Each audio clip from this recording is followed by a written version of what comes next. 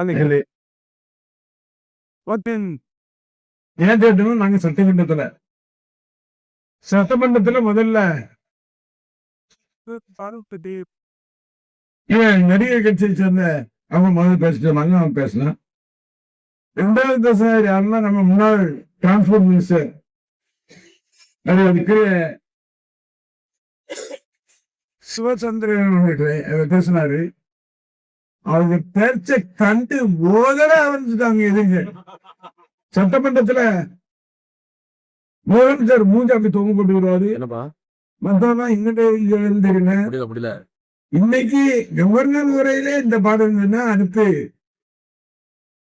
இன்னைக்கு பட்ஜெட் கூட்டத்தொடர் வருகின்ற போது ஒவ்வொருத்தரும் துண்டகானும் பெரிய காணும் ஓட போற தான் இருக்கும். அதுவா அதுக்கு ஆஸ்திரேலியா பேசுகின்ற போது அலற விட்டாரு.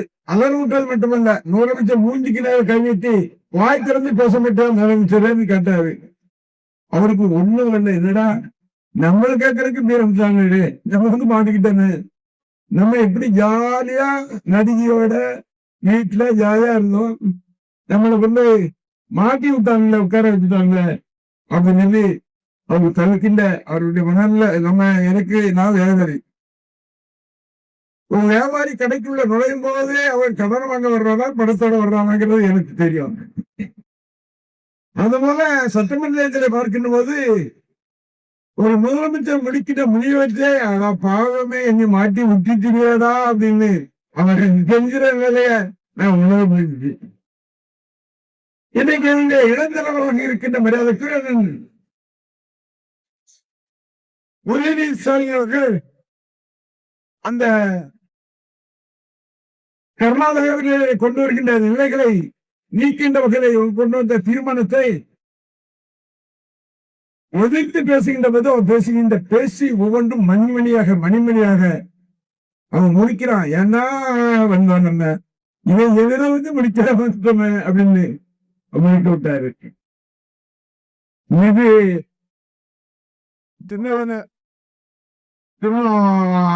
கவர்னருக்கு நன்றி தெரிவிக்கின்ற கூட்டம் இருக்கு. அந்த கூட்டத்துல நம்முடைய இளந்தலைவர்கள் பேச போறாரு. அவன் பேசுகின்ற போது முதலமைச்சருக்கு எதிர்ப்பு பேசும் போது அதை வாசிக்கிறதே கஷ்டப்பட்டு வாசிப்பாரு. இதுதான் முதலமைச்சருடைய கதை. இன்னைக்கு எந்த மாதிரி என்னன்னு சொல்ல முடியாது. எம்எல்ஏ பத்தி கணிச்சோம்னா நல்லா நின்றான், சிவகங்கை நல்லா நின்றான். என்ன கற்பழிப்பு கேசு, என்ன லாட்டி சீட்டு, என்னங்கிறத புள்ளியோரமா சொல்லலாம். அதுக்கு தனி மீட்டிங் கட்டிடுவோம். அது சமத்மாதா இல்ல என்ன பிறந்தது ஜனபாலிட்ட விட்டுருவோம். அதை இப்படி இன்னைக்கு குறிப்பாக சொல்ல வேண்டும் என்று சொன்னால், உங்களது இன்னர்களை எதெல்லாம் சாய்ந்து இன்றைக்கு தமிழகத்தின் மக்கள் சொல்றாங்க, ஏண்டா ஓட்டு பெற்ற சனியனும் வந்து உட்கார்ந்தானுல அண்ணி எழுதி தந்தார எனக்கு அந்த புண்ணியமான அநியாயமா தோற்கடிச்சுட்டோமே. ஏன் இந்த பத்திரிகையாளர் கேட்கின்ற போது சொன்னேன், இன்னைக்கு முதலமைச்சர் இந்த தொழிலை தோற்கடித்தவர்கள் எதற்கும் தகுதி இல்லாதவர்களாக அவர்கள் இருக்கின்றார்கள் என்று சொன்ன உடனே கேட்டான், ஏன் எப்படி பொதுமக்களை நீங்க இப்படி தாக்கி பேசணும் அப்படின்னு சொன்னா நான் சொன்னேன், காமராஜர் விருப்பங்களில் தோற்கடிக்கப்பட்ட போது எங்க ஊருக்கு வர முடியாது. டேய் விருதுநகர் எதுக்கு தோற்கடிச்சிட்டீங்க? அதே மாதிரி கன்னியாகுமரியில அப்பச்சே தோற்கடிச்சவன் நீங்க இருக்கிறவர்களா ஓட வருந்தான். அதே உணர்வோடு தான் இன்றைக்கு எங்களுடைய தமிழகத்தின் முதலமைச்சராக இருந்த முதலமைச்சர் அவர்கள் ஒவ்வொரு தொகுதியும் அக்கா பார்த்து ஒவ்வொரு மக்களுக்கும் நன்மை செய்த முதலமைச்சரை இன்னைக்கு யாரு எப்படின்னு பார்க்காம இன்னைக்கு ஓட்டு போட நான் சொன்னேன். நன்றி பெருமைப்பட்டுட்டேன். என் பேரு ஜோசப் அனிதா எனக்கு ஓட்டு போட்டிருப்பாங்க.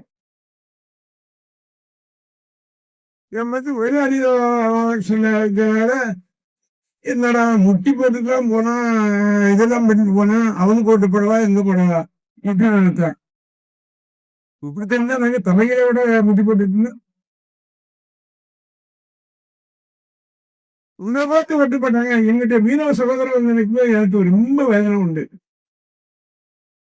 என்னுடைய தொழிலில் இருக்கின்ற மீனவ சகோதரர்கள் தான் நான் உயிரா நேசித்தேன். உயிரா நேசிக்கப்பட்டல்ல, அவர்களுக்கு இன்னல் இருந்தால் அவர்களுடைய தொழிலோடு தொழில் எங்களுடைய கழக தலைவர் என்ன என்னாரோ அதை செய்யணுங்கிற நிலையை செய்தோம். ஆனா என்ன கவுத்து விட்டீங்களப்பா, கவுத்து விட்டீங்க. சரி தெரிஞ்சுங்க, தெரிஞ்சுட்டு அதுக்கப்புறம் என்ன நடக்குன்னு பார்த்துட்டு செய்யுங்க. புண்ணக்கால் சோகையா என் பக்கத்துல வர்றதுக்கே பயப்படுறா. அப்படியே இருந்துச்சு. முதல்ல சகோதரர் ஜெகன் பில்லா ஜெகன் ఋషికి ఋషియామందికి సింహ చెప్పను. ఋషియామంది సింహ చెప్పను சொன்னா ஜெகனுடைய தங்கச்சிக்கிறதால்தான் அஞ்சுதா மேல் க்ளோஸ். எப்படி காசை வீட்டு சீட்டு கொடுத்தாங்க. இந்த நிலையில இருக்கிற இந்த கட்சி நீங்க திருநாள் சீட்டு கொடுத்தீங்க, எந்த எந்த கட்சியில இருந்தா ஆன்மீக சீட்டு கொடுத்தீங்களா, எந்த கட்சியில இருந்தா எந்த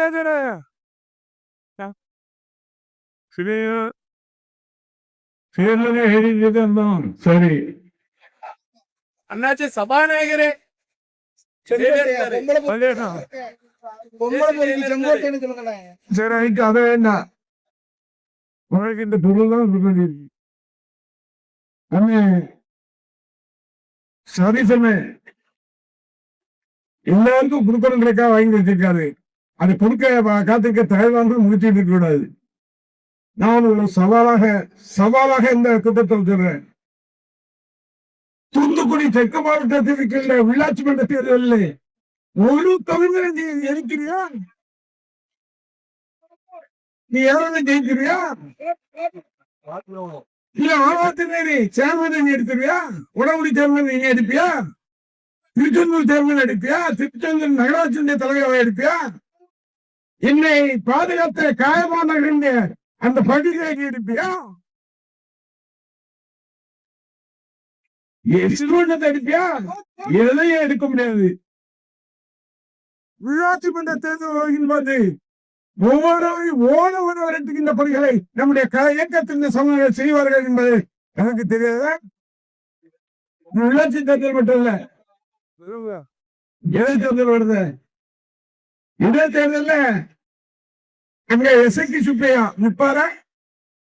அவர் இப்பவே கால்கை ஆடி கிடுக்கிட்டு ஆடி போயிருக்காரு. தொகுதி முழுவதும் ஓட்டிட்டான், 100 ஒரே வாங்கிட்டு ஓடிட்டான்னு சொல்லி அவரை தேடிக்கிட்டே இருக்காரு. இதுக்கிடையில நான் காயம்புத்தவர்களோடு நெருங்கி பழகிய சகோதரர்.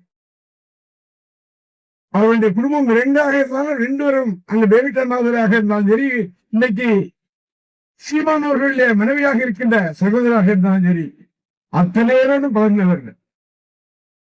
அந்த வகையிலே மரியாதைக்குரிய என்னுடைய சகோதரிக்கு சீர்வரிசை கொண்டு போனேன்னு சொன்னா என்னென்ன உண்டா அத்தனையும் செய்து இந்த காராம் பஸ் நாளைக்கு தான் வருது, ராமநாதபுரத்துல இருந்து வருது. அதான் சத்தியகிரம்பு போறோம். அவசியம் என்கிட்ட ஒருத்தர் கேட்டாரு, எப்பா அவரு என்னன்னா கலைஞர் இதை உடைப்பேங்கிறாரு, பெரியார் இதை உடைப்பேங்கிறாரு, அவனுக்கு போய் சீர்வரிசை கொண்டு போறேன்னு கேட்டாரு. நான் சொன்னேன், என் தங்கச்சிக்கு கொண்டு போனேன். என் தங்கச்சிக்கு கொண்டு போனேன்னு சொன்னா இன்றைக்கு இந்த திமுகவே ஒழிக்கணும் நினைக்கிற வைகோ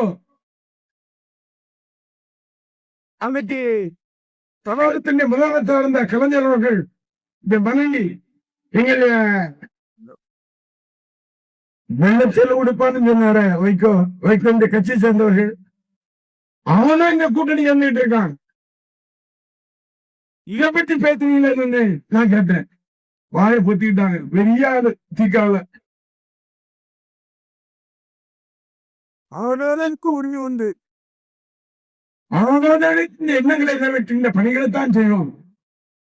அந்த வகையிலே இந்த கூட்டத்துக்கு வருகின்ற உங்கள் அத்தனை பேருக்கும் என்னுடைய மனமார்ந்த நன்றியை சொல்லி, தேர்தல் வருகின்ற போது, உள்ளாட்சி மன்ற தேர்தல் வருகின்ற போது இங்க இருக்கின்ற அத்தனை வாடினு நம்ம தான் ஜெயிக்க போறோம்.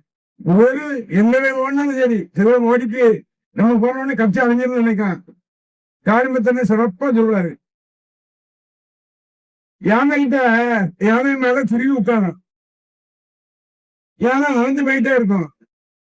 அந்த குருவியை ஒண்ணு திறந்து போயிட்டு நான் இருந்தேன் திறந்தேன்னு உங்களுக்கு தெரியுமான்னு கேட்கும்போது சொல்லுவாங்க, யானை தெரியுமா, நீ இருந்ததும் தெரியாது பிறந்ததும் தெரியாது. அதனால எவனாலும் போனாலும் எவன் போனாலும் இந்த கட்சிக்கு இயக்கத்தை எந்த கொம்பனால வசிக்க முடியாது என்ற வரலாறு கொடுக்கும். அவன் ஜெயிச்சுட்டா பார்ப்போம். இந்த கட்சி வந்து போனவன் ஜெயிச்சுட்டா பார்ப்போம். ஒருத்தன் ஜெயிச்சுட்டா பார்ப்போம். ஒரு சில வாடகை கவுன்சிலர் ஜெயிச்சுட்டா பார்ப்போம். அந்த வகையிலே பேரரசத்தை காண்போம். நம்முடைய தளபதியின் கருத்தை வெளிப்படுத்தவும் நம்முடைய இளம் தலைவராக இருக்கின்ற விடாதற்கு உதயநிதி அவர்களுடைய கருத்தை வெளிப்படுத்துவோம். நம்முடைய பாராளுமன்ற உறுப்பினருடைய கருத்தையும் வெளிப்படுத்துவோம். அந்த வகையில் வருகின்ற உங்கள் அத்தனை பேருக்கும் நன்றி நன்றி. இந்த கழகத்தை இந்த பொம்பராம் அசைக்க முடியாது, அசைக்க முடியாது என்பதை நான் தெரிவித்துக் கொள்வதோடு எனக்கு வாக்களித்த நீங்க ஏற்கனவே நன்றி சொல்லிட்டேன். நியாயதான் என்ன ஜெயிக்க வச்சிருந்தீங்க நன்றி சொல்லிட்டேன். எல்லாருக்கும் நன்றி. அதுவும் குறிப்பா சொல்லணும்னா என்னுடைய இஸ்லாமிய சகோதரர்கள், இன்னைக்கு என்னுடைய தலித் சகோதரர்கள், இவங்கெல்லாம் வந்து என்ன நேசித்தாங்க. காலகட்டத்தில் மட்டும் 10,000 ஓட்டு கூட அனைத்து சமுதாயம் அந்த ஓட்டு போட்டாங்க. தெரியாம கொஞ்சம் என் மகன் சொன்ன ஓட்டு போட்டு மாறி போட்டாங்க. இனிமே போட மாட்டாங்க. யாரு இந்த மக்களுக்கு உதவுகிறார்கள் என்பதை புரிந்து கொண்டு வாக்களிப்பார்கள்.